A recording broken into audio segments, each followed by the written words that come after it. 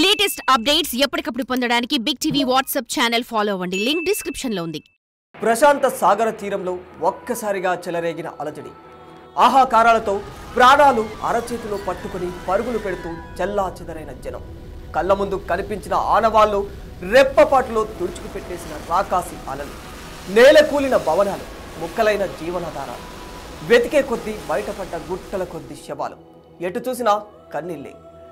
సరిగ్గా 20 ఏళ్ల క్రితం సునామీ సృష్టించిన విధ్వంసపు జ్ఞాపకాలివి. ఇంతకీ ఆ రోజేం జరిగింది? లక్షల సంఖ్యలో ప్రాణాలు బలిగొన్న ఆ మహాప్రళయాన్ని పసిగట్టడంలో శాస్త్రవేత్తలు, అధికారులు అంచనాలు ఎక్కడ తప్పాయి? ఈ విషయాలన్నీ తెలియాలంటే ఈ వీడియోను ఎక్కడ స్కిప్ చేయకుండా చివరి వరకు పూర్తిగా చూడండి. అది డిసెంబర్ 26, 2004. సమయం ఉదయం 7:58. అది విరుచుకుపడే నాటికి దాని పేరు కూడా ఎవ్వరికీ తెలియదు. ఇండోనేషియాలోని సుమాత్రా ఉత్తర వైపున సముద్రంలో ఒక్కసారిగా అలజడి రేగింది. ప్రపంచంలోనే అత్యధికంగా భూకంపాలు సంభవించే రింగ్ ఆఫ్ ఫైర్ ప్రాంతం ఇది. అగ్నిపర్వతాలు బద్దలవ్వడం, భూకంపాలు, వరదలు అనేవి శరా మామూలుగా మారింది ఈ ప్రాంతంలో. ఈ క్రమంలోనే ఆ రోజు సంభవించిన వాటిని కూడా మామూలు ప్రకంపనలుగానే అధికారులు భావించి తేలికగా తీసుకున్నారు. కానీ ఆ ప్రకంపనలు ఒక్క మహాప్రళయాన్నే మోసుకొచ్చాయి. అప్పటిదాకా సాగర ఆటుపోట్లను ఆహ్లాదంగా తీసుకున్న తీర ప్రాంత ప్రజలు భయంకర విపత్తును చూసి మాత్రం అదే తొలిసారి. ఇప్పటికీ ఆ సంఘటన తలుచుకుంటే గుండెల్లో తెలియని భయం. 21వ శతాబ్దంలో అతిపెద్ద శక్తివంతమైన భూకంపం ఇది. తీవ్ర భూకంప ప్రభావంతో సముద్రంలో 50 మీటర్ల ఎత్తుకు అలలు ఎగిసిపడ్డాయి. ఆ అలలు తీర ప్రాంతం నుంచి 5 కిలోమీటర్ల వరకు భూభాగంలోకి చొచ్చుకుని వచ్చేశాయి. ఈ దెబ్బకు ఇండోనేషియా అచే ప్రాంతంలోనే 1,50,000 మంది ప్రాణాలు పోగొట్టుకున్నారు. ఇంకా శ్రీలంక, సుమాత్రాకు 1700 కిలోమీటర్ల దూరంలో శ్రీలంక తీర ప్రాంతంలో ఊహకందని నష్టం వాటిల్లింది. ఈ రాకాసి అలల దాటికి 35,000 మంది మరణించారు. ఇక తమిళనాడు కూడా తీవ్రంగా నష్టపోయింది. ఆంధ్రప్రదేశ్, అండమాన్ నికోబార్లోనూ నష్టం జరిగింది. కేరళకు స్వల్ప నష్టం జరిగింది.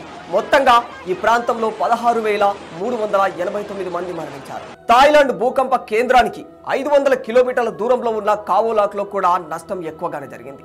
ఇక్కడ 8,000 మంది మరణించారు. 2004 హిందూ మహాసముద్రంలో ఏర్పడిన సునామీ కారణంగా మొత్తం 2.5 లక్షల మంది ప్రాణాలు విడిచారు. చెల్లా చెదురైన వాళ్ళు లెక్కలేనంత మంది, నిరాశ్రయులైన వాళ్ళు కొందరైతే జీవనాధారాలను కోల్పోయిన వారు మరికొందరు. ఆయా దేశాల పర్యటన రంగం సర్వనాశనం కావడమే కాకుండా ఆర్థిక వ్యవస్థ కూడా అస్తవ్యస్తంగా మారిపోయింది. ఏకంగా $10 బిలియన్ మేర ఆర్థిక నష్టం జరిగింది. మానవతా దృక్పథంతో ప్రపంచవ్యాప్తంగా అందించిన సాయం చరిత్రలోని అతిపెద్ద సాయంగా నిలిచిపోయింది. తీర ప్రాంతాలు, అక్కడి ప్రజలు కోలుకోవడానికి ఏళ్ల సమయం పట్టింది. అంటే ఈ ప్రళయం ఎంత విధ్వంసం సృష్టించిందో అర్థం చేసుకోవచ్చు. అయితే రిక్టార్ స్కేలుపై 9.1 నుంచి 9.3 మధ్య తీవ్రతతో భారీ భూకంపం సంభవించింది. సముద్ర గర్భంలో భూమి 10 నిమిషాల పాటు కంపిస్తూనే వచ్చింది. ఆ కారణంతోనే సముద్రపు అలలు రాకాసి రూపాన్ని సంతరించుకున్నాయి. తీర ప్రాంతాలను క్షణంలో చుట్టుముట్టాయి. ఇండోనేషియా, శ్రీలంక, భారత్, థాయిలాండ్, మాల్దీవులు ఇలా 14 దేశాలను నిమిషాల వ్యవధిలో తుడిచిపెట్టేసింది. అమెరికా, యూకే, అంటార్కిటికా ప్రాంతాల్లో కూడా అలలు ఎగిసిపడ్డాయి.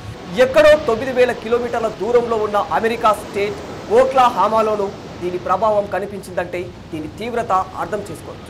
వాస్తవానికి సునామీ అనే పేరు భారతీయులు విన్నది అప్పుడే తొలిసారి. ఈ భూకంపం 23,000 ఆటం బాంబుల పేలులతో సమానమని పరిశోధకుల మాట. అయితే ప్రపంచంలోనే తొలి సునామీ హెచ్చరికల వ్యవస్థ 1920లో హవాయిలో ఏర్పాటు చేశారు. ఆ తర్వాత సంభవించిన విపత్తుల ఆధారంగా దానిని అప్డేట్ చేస్తూ వచ్చారు. పసిఫిక్ మహాసముద్రం, నార్త్ అమెరికా సంబంధిత వ్యవస్థలు తర్వాతి కాలంలో ఏర్పాటయ్యాయి. కానీ 2004 దాకా హిందూ మహాసముద్రంలో సునామీల హెచ్చరికలకు సంబంధించి ఇలాంటి వ్యవస్థ లేదు. అందుకే ఇలాంటి వ్యవస్థ లేకపోవడం కారణంగానే ఇంతటి విషాదానికి కారణమైందన్న వాదన ఇప్పటికీ వినిపిస్తూనే ఉంటుంది. For more videos like this, subscribe Big TV channel.